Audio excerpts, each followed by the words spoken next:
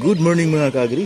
We are here at Carmen Research Development Center in Carmen, Bohol mga kaagri. We're in. Makikita natin dito no, na pinaparami yung mga native chicken, and with this management, kung makikita natin, mayroong mga rice hull dyan, no? At para mas easy rin po yung paglilinis, no? At mas komportable rin po yung ating mga native chicken dyan, kasi itong bedding na ito ay napakaganda. And ito naman po yung design ng housing mga kaagri. Ito po is part of the DA na projects, no? So yan po, may ventilation, proper ventilation dan.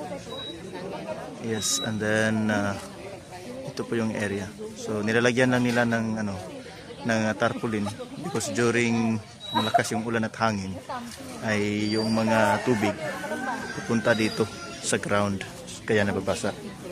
So yan po.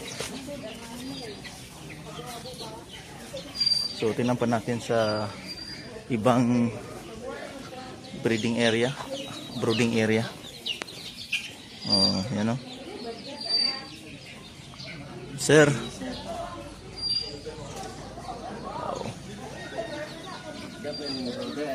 asa? Dire ang brooder area. Sige sir. Una sir, kining usa man ang gidauban? Mga waste. Brooding area. So, okay. So pila ka day sir? Gikan sa yang pagpapusa?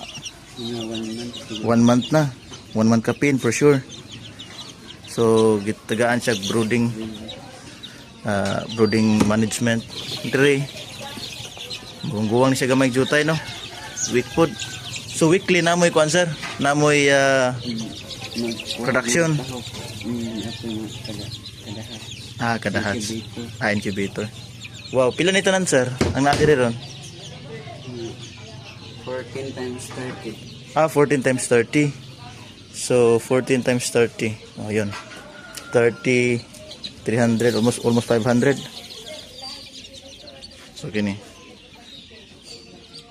Favorably kayo. So asa ninyo na ibutang sir after nga pila ka buwan ninyo i-transfer? I-transfer pa dito Sa hardening? Tapos Ba po speakers. Okay, sige. Hindi daghan, no? Daghan. So bagong hatch ni. Siguro mga week after. Indot. So durable kayo ang design tungod kay para nga malikayan nga mapakaon sa iring. No. Sige sir. Thank you sir ha. Nindot daghan na eh. Daghan 13 times 40. Wow. 30 times 40. 30 per tangkal. So muna yung design.